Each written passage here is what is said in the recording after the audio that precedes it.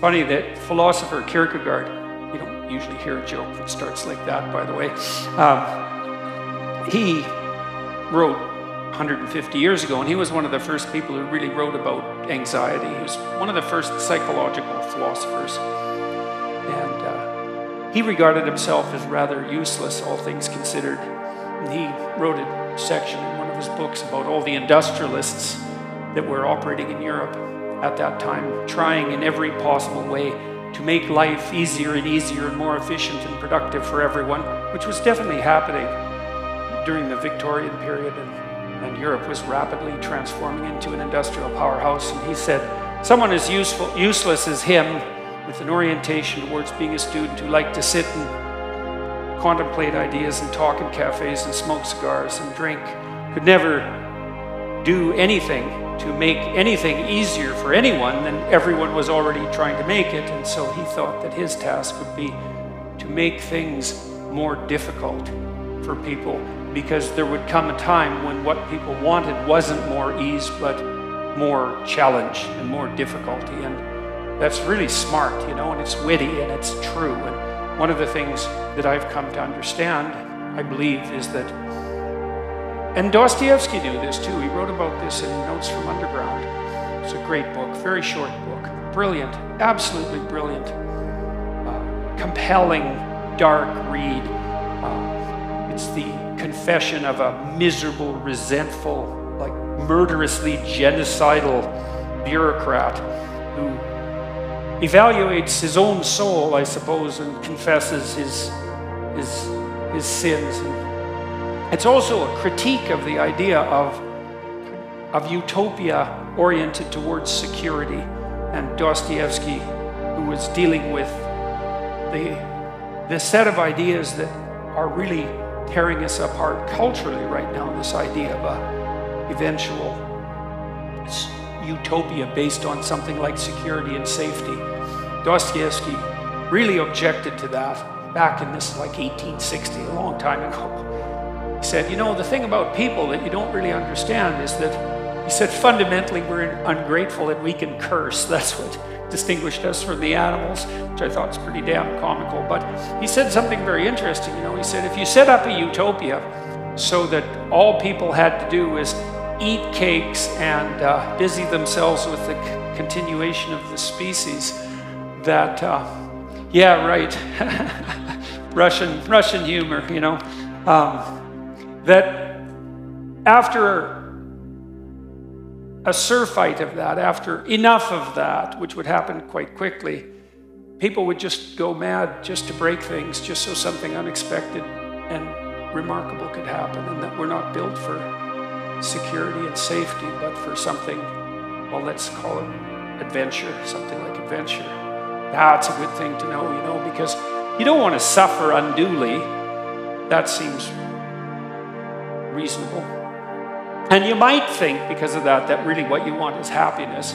But then Solzhenitsyn, for example, he wrote about what happened in the Gulag Archipelago under Stalin and said, you know, if your goal is happiness, what are you going to do when the jackboots hammer down your door at 2 in the morning and haul you off to the prison camp, because you're not going to be happy there.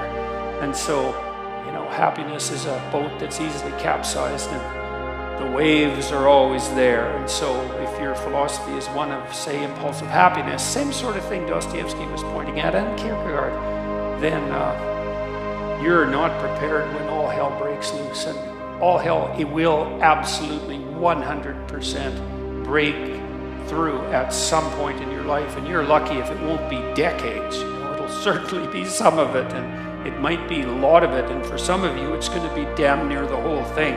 And so if what floats your boat is happiness, you're going to be capsized by the first decent wave. And so then you might ask yourself, what do you have instead of happiness that might be even more reliable? And I do think that adventure is more reliable than happiness. In the Old Testament story of Abraham, founder of the Abrahamic faiths, and obviously what do you call it, a crucial figure in the development of world culture, Abraham is presented as a late bloomer, to say the least. It's like 83. People lived longer back then, at least so the story goes. And he had a very rich father by nomadic standards, and he could just sit around in the tent all day, and a doting mother and a rich father. He could just sit around in the tent all day and eat peeled grapes and busy himself with the continuation of the species. And but God appears to him and says, "Get away, get out of your security, get out of your comfort, leave your family, leave your community, leave your nation, go out into the world." And it's very interesting. It's a very interesting story. It's very interesting to contemplate it from both a psychological and a religious perspective, because what God is presented as in that book, which is a crucial book for as I said, for world culture, is God is presented as the manifestation of the Spirit that calls even the too secure and pampered to adventure. And then Abraham has a pretty rough time when he goes out and has his adventure. It's not all, skittles and roses from then on in. Quite the contrary. And he runs right away into like a conspiracy of elites to steal his wife. He runs into tyranny, runs into starvation. He encounters war. It's like he goes out in the world and he has the whole tragedy of his life, both on the social and political front and individually, But the promise is the promise of adventure, and the implication is that if you have a sufficient adventure, then that cannot so much protect you from suffering, because perhaps that is impossible, but to justify it. And because you kind of know this in your own life. When you look at your life, you might look back on travails that you've undertaken, and they've done end-of-life surveys with people and asked them what they regret. And people don't regret what they did that didn't work. They regret what they didn't do that could have worked. They regret the chances they didn't take. And even if you do an evaluation of your biography, one of the things that you want to be able to say to yourself is something like, maybe there's nothing better you can say to yourself than this. You can think about this for yourself and see if it's true. That was extraordinarily difficult, but it was worth it. And it's not like you can have one of those without the other, because you can't imagine that you could have some confidence in what you've managed to accomplish, right? The kind of confidence that would instill you with a certain genuine sense of self-regard despite your fundamental inadequacy.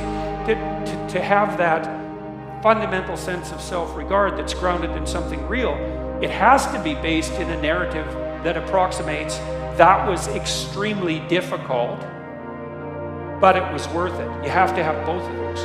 And so that's interesting, because one of the questions we always ask ourselves, this is the theodicy question, technically, you see the suffering in the world, you see the suffering of children, you see maybe your own children or your suffering, and you wonder, well, how can reality be constituted so that I can have faith in its essence when there is so much suffering? And one answer to that is something like, well, how much suffering do you want?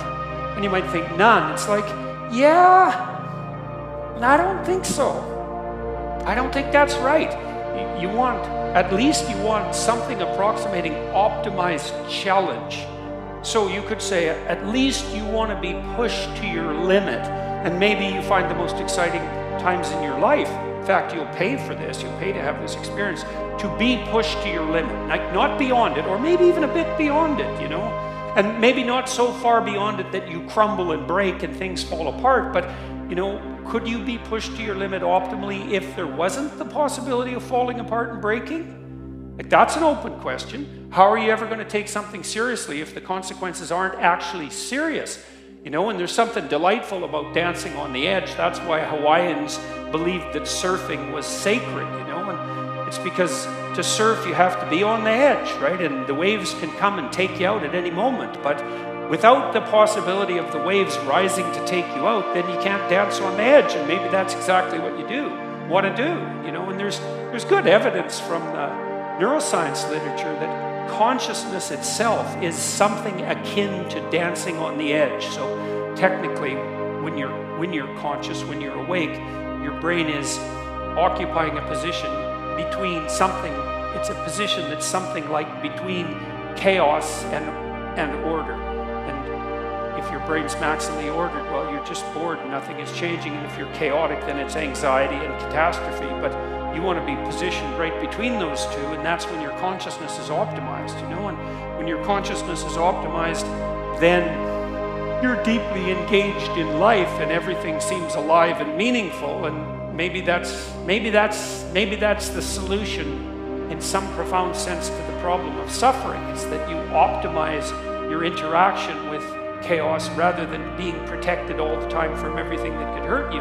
You kind of know this too if you have kids, because you don't want to keep your kids in an infantile state, because when they're infants, pretty much what you do with them, say they're 6 months and younger, is you just keep them secure and safe, right? You just provide everything that you can for them.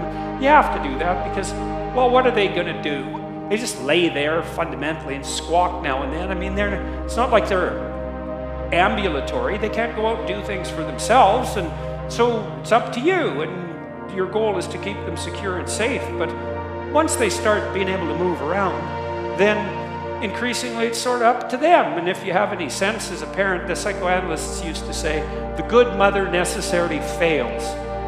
And what did they mean by that? They meant, well, you know, if you're committed to your infant when you're a mother for the first 6 months, it's like it's all the kid, 100%, full self-sacrifice devoted towards the infant. That's the right attitude. But even by 9 months, a child can crawl around quite a lot. They're developing something of an independent will. You start handing them challenges. You start handing them responsibility, and you keep them on the edge. And some of your kids are going to be able to be pushed harder than others. And part of the reason you have to develop a relationship with your kids, and your husband for that matter, is so that, you know, you can keep them dancing on the edge, on the proper edge. And that's even better than the mere provision of security.